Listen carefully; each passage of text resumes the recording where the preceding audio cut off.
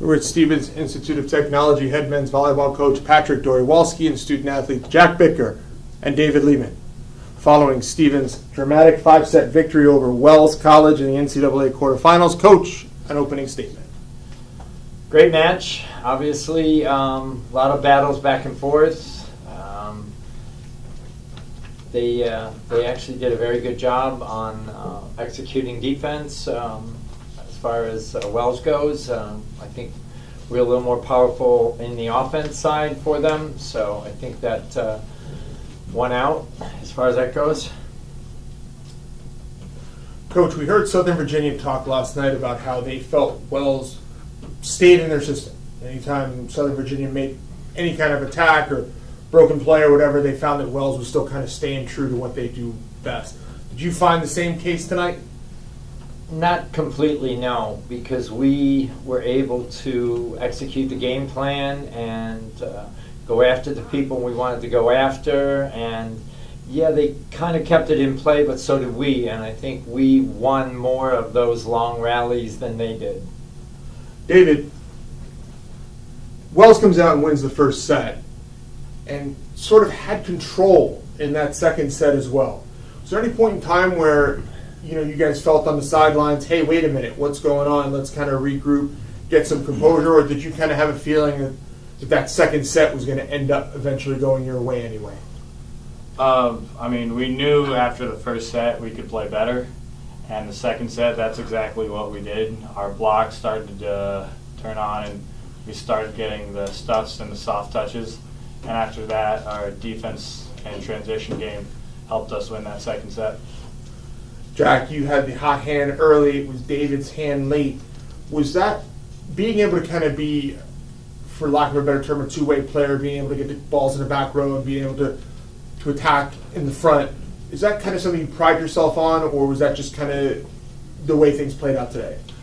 I think it's really important that we spread out the offense everywhere we go. If we're setting the same position every single time, then the other team can make their adjustments. But if we're keeping back row attacks, setting on the right side, on the outside, the middle, everywhere, then it puts a lot of pressure on the blockers. So that's definitely a part of our game plan to mix up the sets. Coach, again, we saw you go into your bench kind of in the middle portion of the match, rather, by design or looking to get guys a rest, or did you just see something in some of the guys on the sidelines and figure they'd come in and have an impact? Well, this year especially, we have a very deep roster, and we have players that are pretty close to being equal. So if somebody's struggling a little bit, it's very easy for us to make a change. Or if somebody's not successful in their matchup, perhaps the next guy in line will be more successful.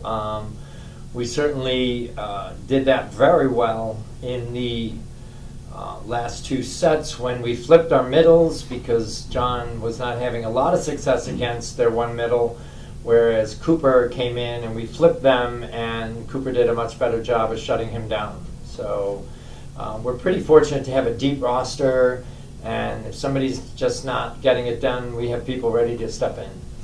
David, something took place tonight. We had a little double-double for you, 19 kills and 10 digs. Defense is something that you've been working hard on this year, and especially in key spots, you're able to make some key saves to keep rallies going. Is that an underrated part of your game, and how important is it for you that people respect your defensive ability? The main thing I've been working on this year with my defense has been just positioning and getting in the right place, working around the block. I feel most of my digs today, I didn't have to dive or reach that far. I was just mainly being in the right place and letting the ball come to me. And I feel that's a big part of defense that I hope I continue to have success with the rest of the season. Jack, a couple times we saw Wells seem to be in position to kind of take control of the match, and they had their large crowd, a lot of noise in the building. What does it speak to you about the resiliency of the team to kind of keep warding that stuff off and chip away, especially in that the one set where Wells had that large lead? I believe it was the fourth. Chipped away, and finally took control. I think we know that at this point, any team can win this game. Everyone plays hard. I think no team wins all 75 points in a volleyball match. it's not about winning every single point. It's about responding to the runs that they make. And we knew that we are a good team, and we responded well at the end, and we knew we were going to take that match. Coach, looking at that entire box score, 28 ties, 12 lead changes, good side-out percentage, strong attacks for both sides. What's the number that jumps out for you from Stevens' performance tonight?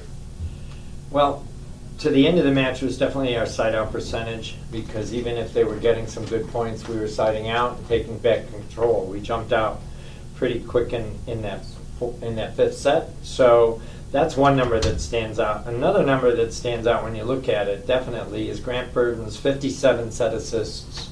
So that's terrific. That's top of the line in Division III for set assists per game.